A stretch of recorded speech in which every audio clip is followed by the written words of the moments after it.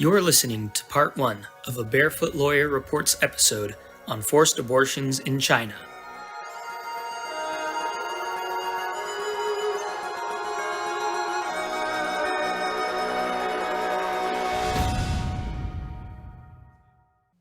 Welcome back, everyone, to another episode of the Barefoot Lawyer Reports.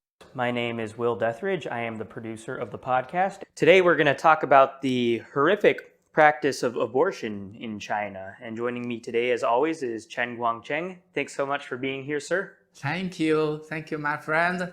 I'm glad to see you again. So, abortion in China has a long history in recent memory. From 1980 to 2016, the Chinese Communist Party had what is called the one-child policy, in which couples who had more than one child were punished. Guangcheng, could you tell us a little bit about this one-child policy? When did it start and how did it work? Okay. In fact, that started 1979. So from the beginning, no any law, just the Communist Party's policy. So the party used the government to push the policy in the whole country. So a lot of people lost their children. You know, at that time, 1980s, I was still a little boy, but I know a lot of cases in my hometown. Even one time, I come to the hospital, and in the hospital, a lot of women there, even no beds for them, so they have to lie down on the way, and you know, looks like the hospital very, very busy. And so at that year, no one knows how many babies killed by the Communist Party. Right. So since that time, never stop until the Communist Party changed the policy. So at that time, you know, nowhere you can try to protect your rights. Right. The Communist Party said, okay, about the one-child policy, no way to refuse. Only you have to follow the policy. So the Communist Party tried to get the couple in village. If they can't find them, they tried to tear down their house and take away all inside and punish their family member relations and even your relations in another village. Your relatives, yeah. Yeah, so that is keep happening that. So you're saying that if you had more than one child, they would either force you to abort the child or they would punish you after the child was born. Is that right? Yeah, let me describe more information. Yeah. First, the Communist Party asked the women less 50 years old. Yes. They have to do the pregnant test every 3 months. Oh, wow. If they found someone pregnant, they will arrest them and take away for forced abortion.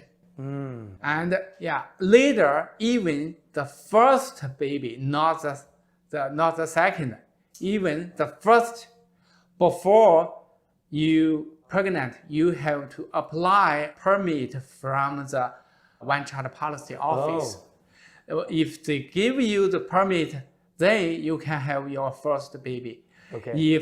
If without this permit, even the woman pregnant, the Communist Party will force you to do the forced abortion. Oh my gosh. Yeah, so that is horrible. And that is, so the Communist Party at that time, in fact, a lot of family tried to have more babies, and the Communist Party used the force. They prepare the big teams, maybe one team is more than 20 people, the officials, to catch them and bring them to hospital or the one-child policy office service to do the forced abortion. So they'd have a big team of people to go after families who. To look for the woman Wow. who pregnant. Wow. Yeah. Oh my gosh.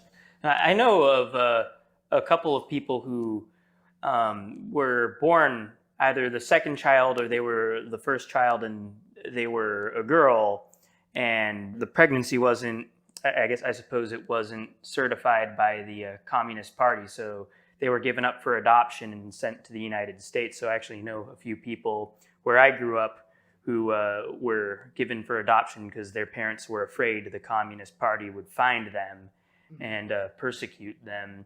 And a lot of them are girls, and that's one thing I've heard is that a lot of people, when they find out that their firstborn child is a girl, they will have an abortion as well. Or I've heard that the one-child policy is especially unfair to girls. Can you explain that? Yeah, that is true.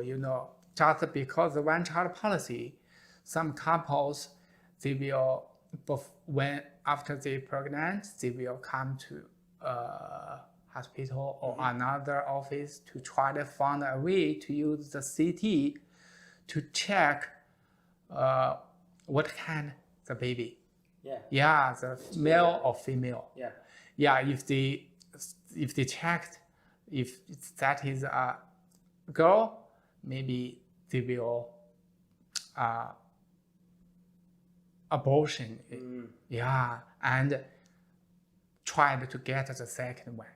Sometimes couple maybe have to do abortions several times, then get a baby, and they will keep it. So why is it that they want to abort the baby if she's a girl? Yeah, in fact, in mainland China, that is a problem about the society. Yeah. For example, if you live in the village, if your family not strong, if something tried to give you trouble, no way to fight back. Okay, yeah. You can't protect by yourself. Right. Even you call the police, the police will not, cannot help you, cannot protect you.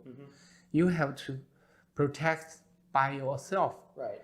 So if you have a boy, Yeah. your family will strong. Right, they'll be safe. Yeah, much more safe if you live in there. So, and another thing is, a lot of farmer, they have to do a lot of heavy work in the hard labor. hard labor. But for the hard labor, the girl not very strong, right?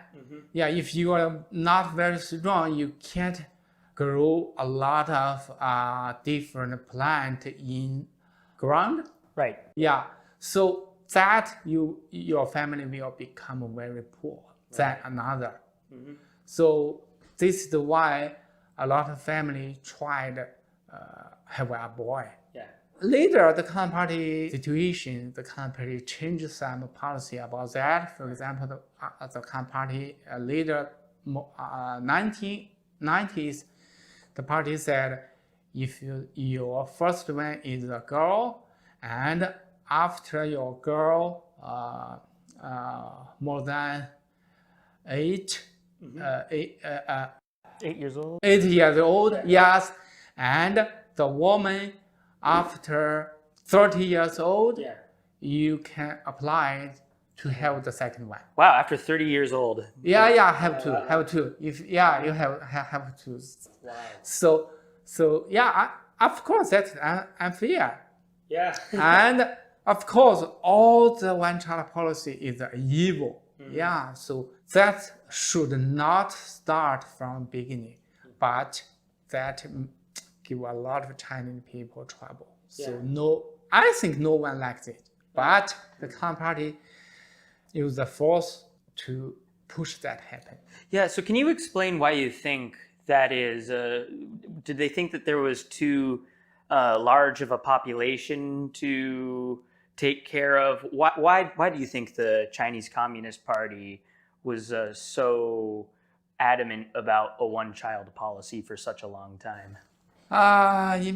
In fact, because the business, I remember 1970s after, I think around 1978, like that.